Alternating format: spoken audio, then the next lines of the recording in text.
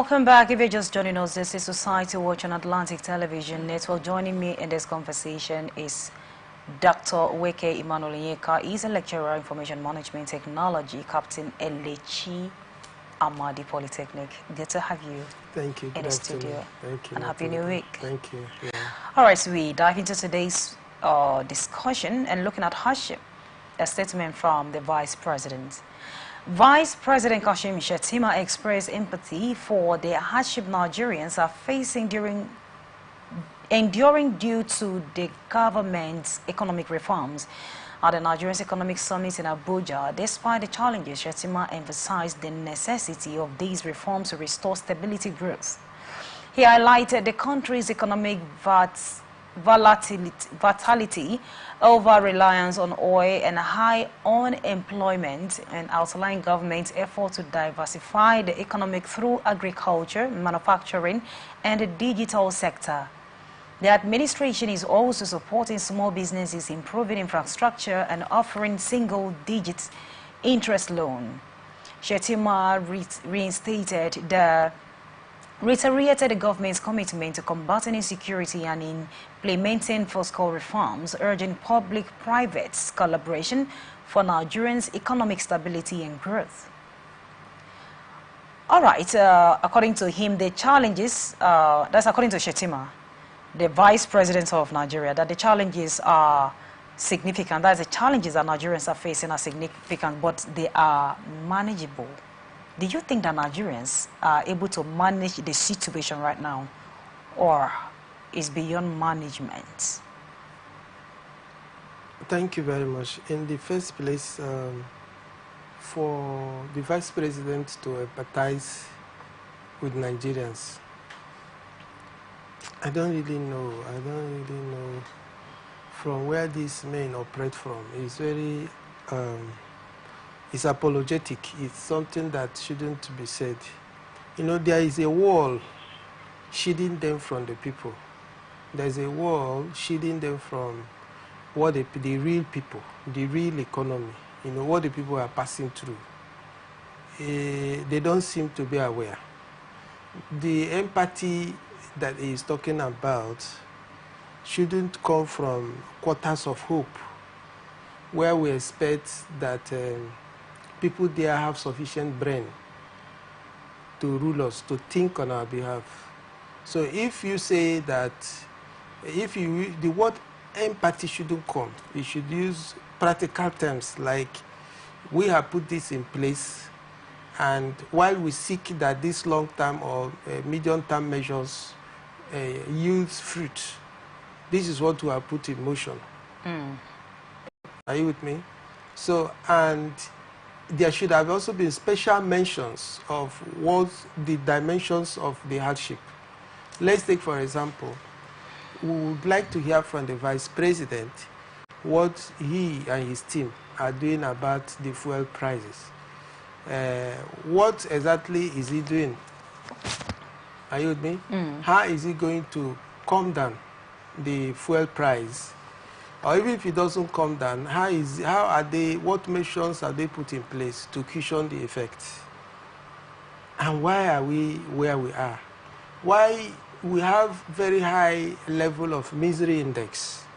Misery index is the rate of high cost of living and high rate of unemployment. What are they doing in those directions? Are you getting me? What is the government doing in terms of curbing unemployment? Because if you say private sector collaboration, he should have in practical terms told us what levels they have reached and so private organizations they are collaborating with and what it is seeking to achieve. And when you mention agriculture, we expected to hear from him to say something about what the areas of agriculture, is it animal or crop, right, that they are doing, and which states are they implementing these agricultural policies? Have they gone, which place have you seen widespread animal production by government? Crop, where do we see government-sponsored farms or partnership with private investors? in terms of tomato, in terms of yam, gari, cassava, right? Where and where has government done this type of investment for us to agree with him that he's empathizing with the people? So empathy shouldn't come. The people should not talk about empathy. He should also feel the pain as a Nigerian, even if he has a well-to-do atmosphere. What we expect him to do is that he's also feeling the pain in the sense that he's working, all around the clock to ensure that the pain is relieved, and not for him to say that he's empathizing. That is a word of aloofness, a word of distance, a word showing that it's okay, it's a bye-bye kind of language, and we shouldn't take that from him. So when he said that himself and the president, that's Tinubu, have actually empathized with Nigeria, but there is no alternative, I'm wondering, is it that the only alternative we have is to collaborate with the private and private sectors, private and public sectors, like he said? Because, like you said, we did not hear, okay, there is no alternative to making fuel price come down, but we are working on the refinery. So we didn't hear anything like that. So is it that they know about all of this happening, but they just feel that the best way to do is to put Nigerians in this kind of situation in the name of trying to bring reform? Because if you read down in the news, you will see where the president said that their hardship is going to be, I think there's a term they use, but they will suffer today to enjoy tomorrow. So what exactly are they talking about by saying that there is no alternative? No, when he says there's no alternative, it's a way of saying that Nigerians made the mistake by voting them. That's another language to say that. That's what you understand? No, I don't understand. So why should you understand otherwise?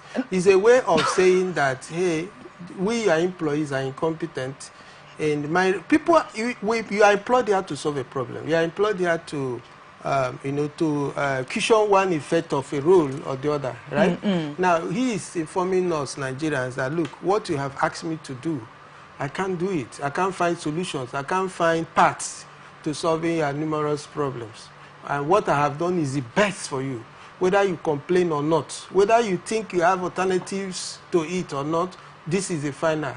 And that is a sackable offense, like is a dismissible offense if it's an employer-employee setting, where you ask a staff, a subordinate, to go do something, say, this is the best I can do, and there's nothing more to do. That is a word of arrogance and a show that I'm no longer interested in this organization. That's exactly what he has said. Having said that, I want to inform Mr. Vice President that there are actually alternatives.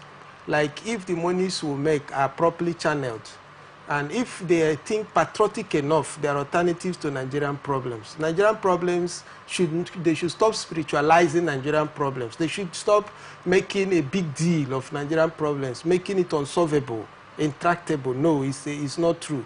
Nigerian problems can be solved.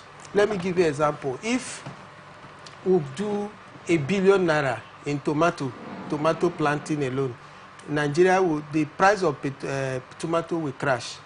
If they genuinely invest in animal agriculture, right? Invest, and then whether the north or south, you do animal crop farming.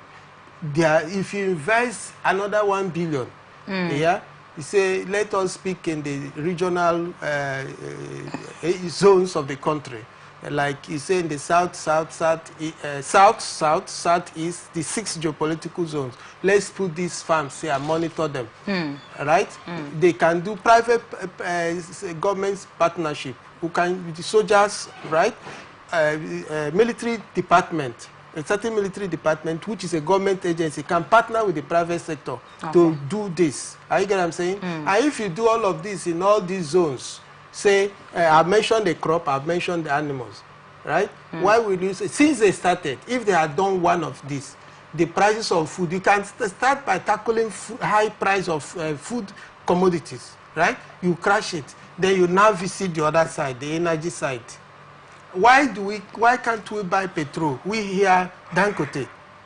is now selling at whatever rate. It was because of public pressure that is now, brought it down that other marketers can now buy, not NPCL, which was strange that one person have to go and purchase from a shop and sell to other marketers. It was very strange, right? Which is also strange from the same way the same strange way we hear from our leaders. Like this, there's no other alternative. So here I'm pushing and I'm informing Mr. Vice President that I'm a Nigerian and I'm an equal Nigerian as he is. There's no difference between myself and he, rather than he's a privileged Nigerian. There's a Vice President. That doesn't show that every Nigerian must have that level of reasoning. Are you with me? So what we are advocating is that in other countries, this statement is enough for somebody to be appealed to resign, because he has surrendered to the people that this is the best I can do. I cannot go beyond this. But if I put it to him as a fellow Nigerian that there are so many alternatives, such as I have mentioned. Thank you so much. Let's look at the next story for today. On October 14, 2024, Nigeria experienced another national electricity grid collapse, resulting in a widespread blackout. The grid failure occurred at 6:48 p.m., affecting multiple regions across the country. Electricity distribution companies, including the Abuja Electricity Distribution Company, Enugu Electricity Distribution Company, and Eko Distribution Company, affirmed the collapse. The blackouts affect customers in Abia, Anambra, Ebonyi, Enugu, and Imo State. The companies are working with partners for the restoration of power, with updates to follow once service resume. Okay, another collapse. Only this year, I think this is about the third one that National Grid has collapsed. And for the formation names, I think maybe they are not aware that other states are actually part of it, because yes, in River State, we heard the same story as well, that National Grid has collapsed. So it's affecting also people in River State. But what do you think about this? Why is it difficult for the government to just fix this once and for all? I mean, it's not up to 4 months. They fixed the other one and it has already gone down again. What's going on here? Well, we've not heard from the owners of these companies what the problem is.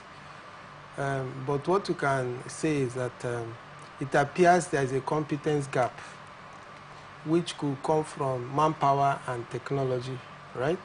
So I suspect that this could be the two major reasons. They have not attributed it at any time to extraordinary measures, such as windstorm or what do you call it, thunder and all that kind of stuff.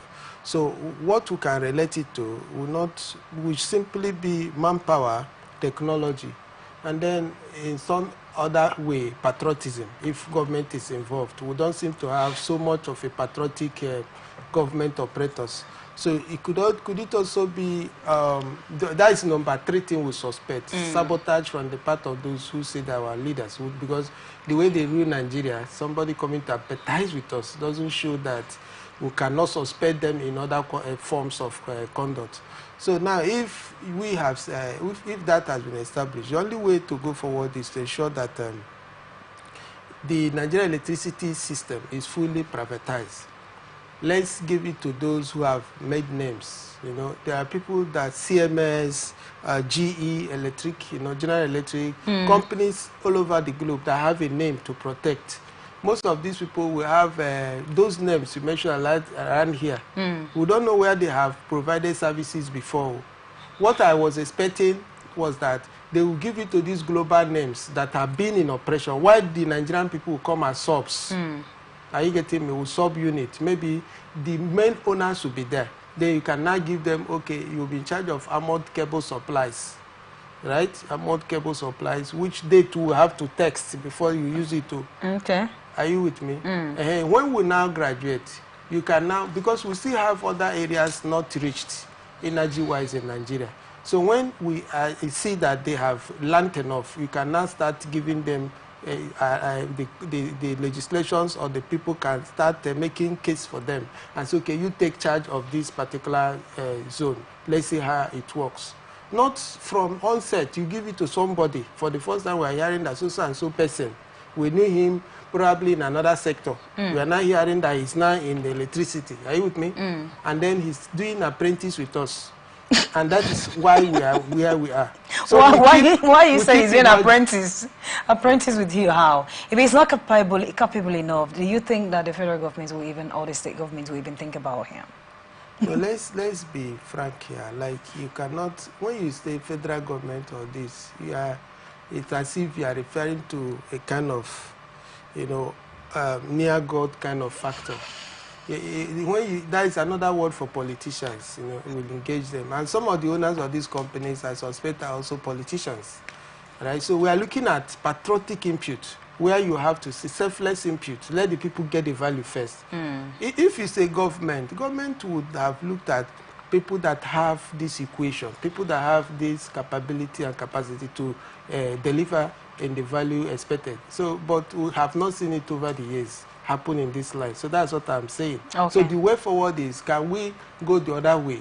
Can there be a repair on our legislations around electricity and energy, where we can now have those who have pedigree, right? I've not heard that in, let's even start from West African countries, that their energy system, electricity system have collapsed, and it is no signal, no sign, it's just impromptu all the time. Are you getting me? It means that something is fundamentally wrong. So what should be the solution, maybe, to change the people? The solution would be that they should be pressured to give up. Give up, I mean, is that they should relinquish the asset. They should be bought over. If there is a national electricity, there is a regulatory agency around electricity. If we have an agency like CBN that monitors the health of banks and would ask banks to either be liquidated or be bought over or consolidate with other banks, why can't we do that in the electricity sector? If these guys are not working, why can't we say, okay, please, we're advertising, collaborate with international competent hands, investors in this regard. Please, you buy over these people. You either give us what you want, and you are bought over. You will still be in business. The employers will still be retained, except those who cannot key into what is expected as an outcome. So that is the way to go, and not to come and begin to show empathy and say that national grid has collapsed. You're really holding on to that empathy and no solution. I mean, alternative. I think it's not going down well with you, but it is what it is. Whether you like it or not, the vice president has said what he has to say, that they have empathize with Nigerians as per se, and no alternative. So let's wait for what they will come up with. This is Society Watch on Atlantic Television Network. We return after this break.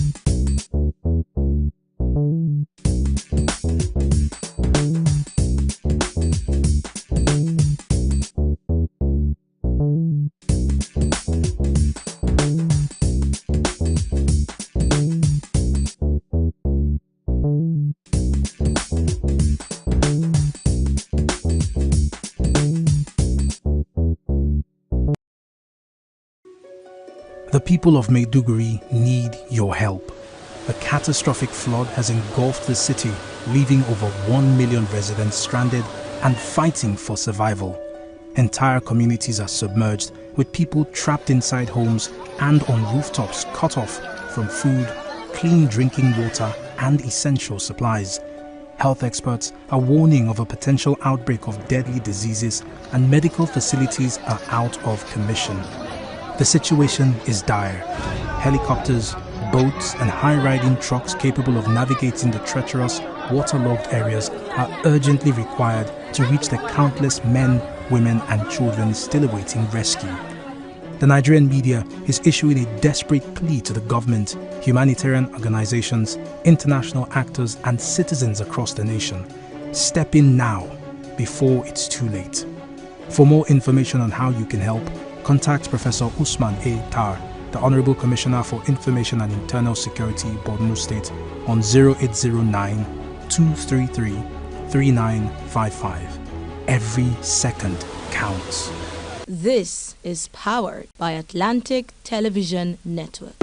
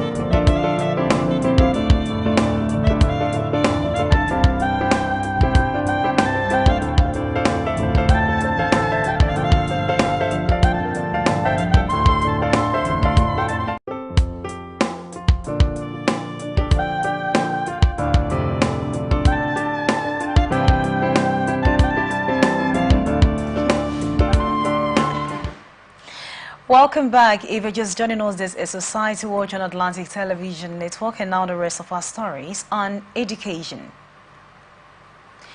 Starting in January 2025, Nigeria's primary school curriculum would include vocational skills such as plumbing, hairstyling, and solar installation, among others. Pupils will be required to learn at least 2 skills under the vocational and entrepreneurship studies framework. The curriculum covers trade across multiple sectors, including construction, hospitality, services, and agriculture.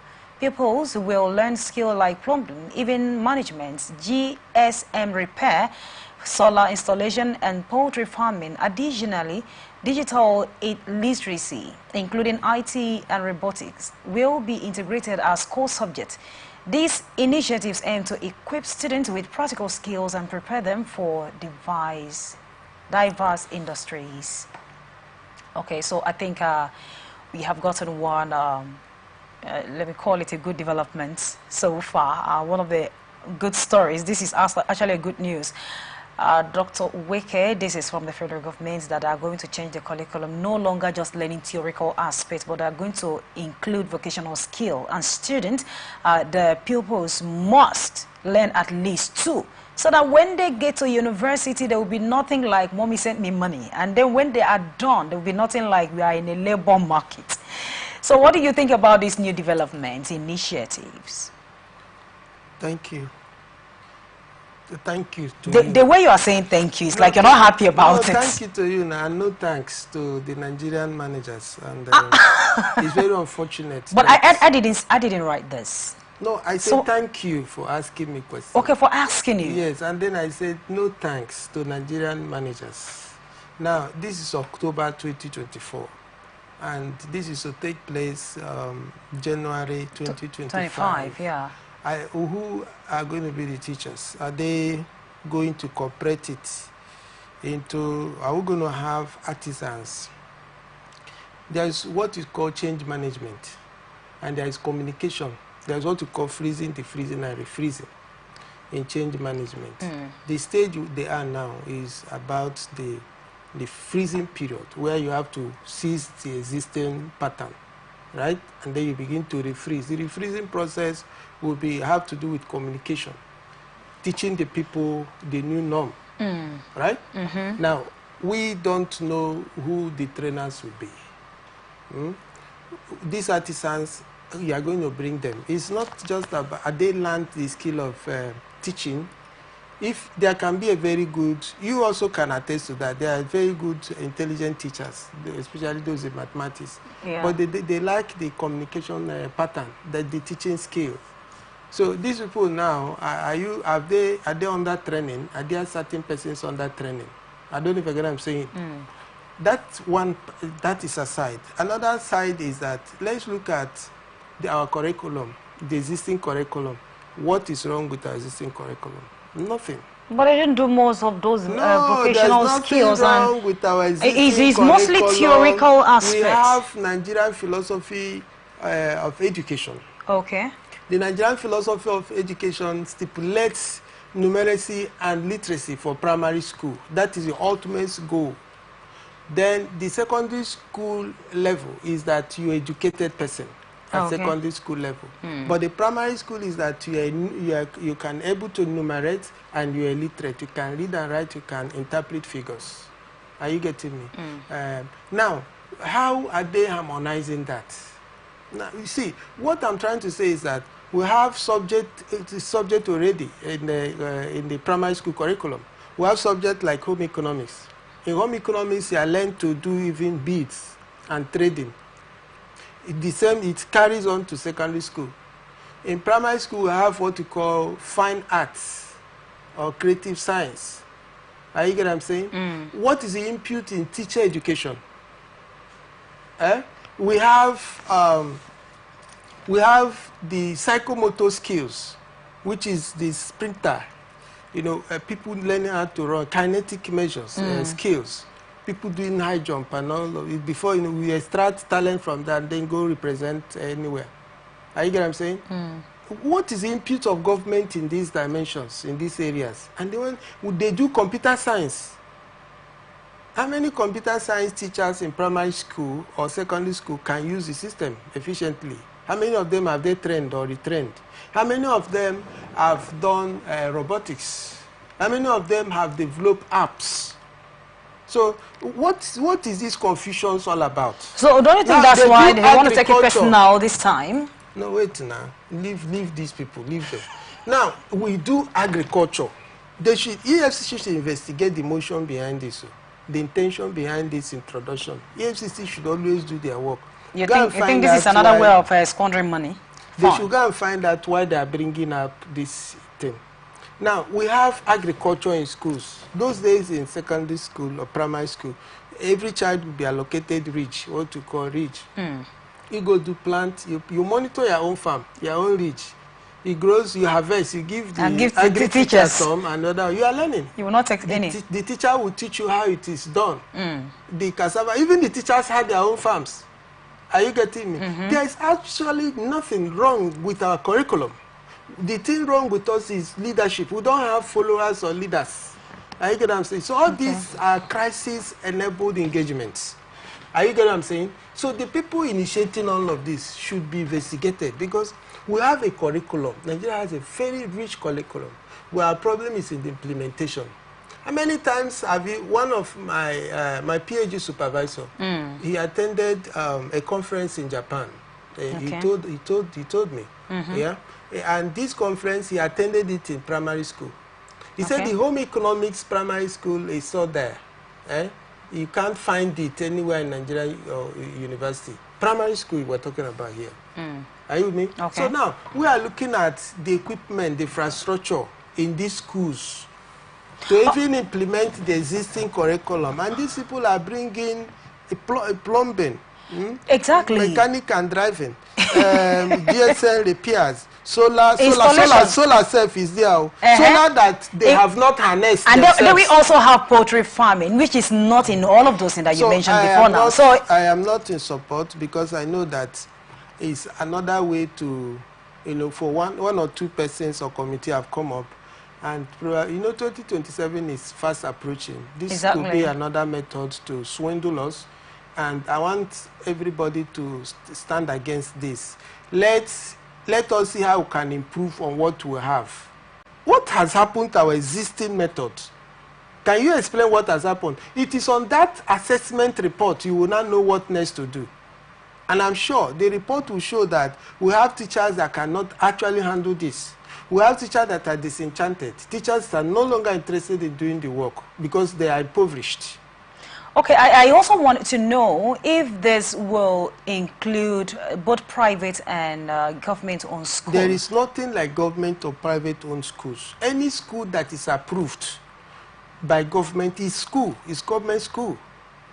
Because it is expected that the standard that exists in the so-called public schools will also exist in the private schools. But Dr. Weke, For example, do you know? I am telling you what should be a standard. Okay. Right?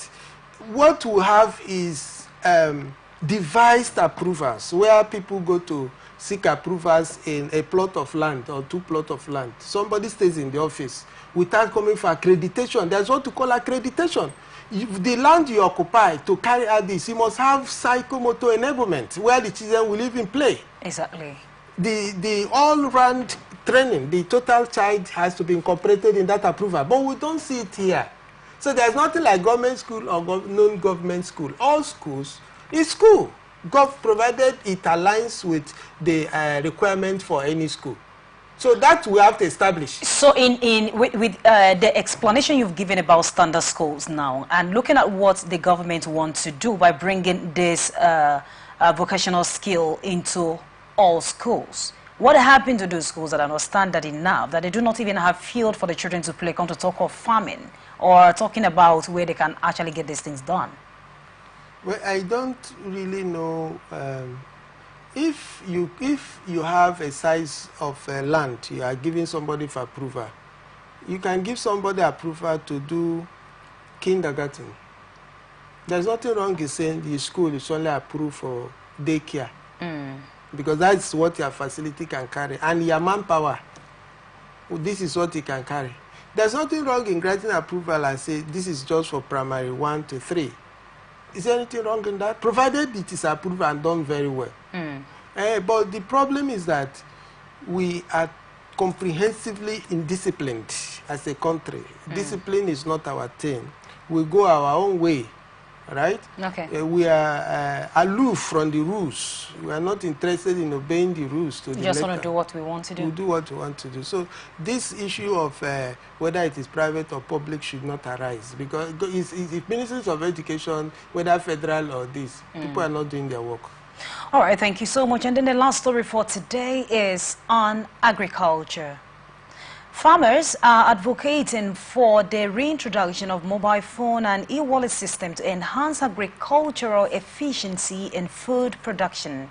These technologies can provide farmers with vital information such as weather updates and help them access government-subsidized farm inputs through certified dealers.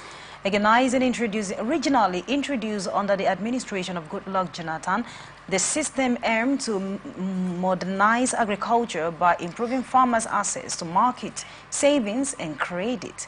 Despite past corruption issues, farmers believe reviving these tools would boost productivity, reduce costs, and support financial inclusion. They stress that equitable, subsidized, and access to affordable inputs like fertilizers are crucial for the success of such interventions. Farmers also emphasize the importance of comprehensive fair approach that benefits all regions and types of farming. Okay, they're talking about the farmers are actually advocating for a phone and e-wallet system in order to boost agricultural production. I was thinking they want to talk about modernizations, mechanized farming. But with what they're talking about, do you think it can actually go a long way, even if the government give a listening here to what they are asking for? No, it's a composite measure. Like it's a round thing. It's not a pick-off thing. It's something that should go around. Okay. There is no investment around agriculture that will be too much. What they're asking for, you should have weather information. Like if you can project farm tomorrow, you know, labor is paid for. So if you budget for labor and then it's going to rain, right? So you can now estimate, okay, I'm going to hire 3 instead of 6. So you are going to work from 9 a.m. to 2 p.m. because the forecast, I said that from 2:30 p.m. there will be rain. It has helped you to save costs, and you can use that cost over time for an investment. So there is nothing too much of a big deal for agricultural investment. And so, but again, what we ask over time is, why did it go? If every government that comes, government should be a continuum. You copy what is correct. And leave what is not correct. Okay, you copy what should improve the people, right? If you assess what is in existence and then you check what can be done with it, if you find it valuable, you can improve on it or take it up from there. But right? why do they always want to do their own thing? That is where the crisis now. Policy somersault. Whether policy it works crisis. or not, they just want to invent theirs. And you know, there was a time, was it Obasanjo or Jonathan? I don't know which of them that was doing cassava. They were testing cassava braids, you know, on TV. All those things have disappeared. There was a time they were saying cassava was almost becoming scarce. You know, they said they were buying cassava for braid. Exactly. How did it disappear? These other people came. Why didn't they continue that one and introduce egg bread? Are you get what I'm saying? Instead of stopping it at all. Are they always scared to say, yeah, I don't so know. person I invents don't really this? Understand. Is he not a Nigerian? Didn't you pay him salary? Is Nigeria your own? You are our employee. People should understand this thing. No? These people, if it's a normal process, we voted them. That is employment process now. Please come and represent us. Are you get what I'm saying? Do think for us, work for us. These other people have done their own and they've gone. So you now go and use cutlass and are they refunding their salaries? So these are the inputs, the things they did while in office. So you continue from there. Are you saying that all legal liabilities incurred by a sitting government, will you say you will not pay? But again, Dr. Weke, let's look at this. Now, this was during Jonathan's regime, right? Yeah. And then Buhari came in and stayed for almost 8 years. So if they were not using the e-wallet system anymore, it means that there was something they were using and it worked for them. So why are they neither here nor there? For them to talk about this, because we didn't hear that. What we were using before did not work for us any longer. E-wallet is, in another word, it sounds like money. Exactly. It sounds like a registered group. Like exactly. Then with government, that e-wallet, if there is no money in e-wallet, it's empty. It's not it's not money. It's not the wallet thing. Is not there. What is the use of wallet? So they were using EMT. These men are talking about money. What they are talking about there is money. Like it's possible that Ministry of Agriculture was sending some stipend for all registered agricultural units or entrepreneurs. I get what I'm saying? So that's what they are alluding. That's what I'm saying. If this system actually worked for them during Jonathan's regime, and Buhari came into system and it stopped, which other system did they use that worked for them? And why did they not talk about this a long time ago, that Buhari's administration should bring back this system? We have been growing in calibrated hunger now. Have you forgotten? This hunger thing, small. That Buhari time, you see where it is now? Maybe that's what the vice president said, that it's manageable. Like you see, the thing is coming. Probably they are planning another one for us. For them to begin to say that, there's no apology for this was. I take responsibility for it. Because the way they are ruling us, and these people have companies, they have families. They don't say, can you say this kind of things to your company? Are you get what I'm saying? Yeah. So why is Nigerian management different from the way these people rule their companies, rule the organization? Most of them are rich. They have private companies that are doing very, very well. Their families are doing very, very well. It's the same managerial skill. Do you understand this? Exactly. So why are you isolating Nigeria from managerial concepts that have worked over time? So these are things that we expect these men to answer us. All right. According to Dr. Weke, we are expecting answers from our elite. Why did the mobile and e-wallet system of boosting agricultural products stop? And which other system did you introduce for them? Why are we using EMT wallet, according to Dr. Weke? We are expecting answers from you. Thank you so much, Dr. Weke, for joining me today. Thank you very much. So it's good having you on set. Thank you. All right, our viewers, thank you for joining us. You can view us on Facebook and YouTube, Atlantic Television Network, Instagram and TikTok, Atlantic TV Network 1, X Atlantic TV Net. Also watch us live on our website, atlanticnetwork.tv. Remember that peace and unity progress. I am Imaklata Irekana.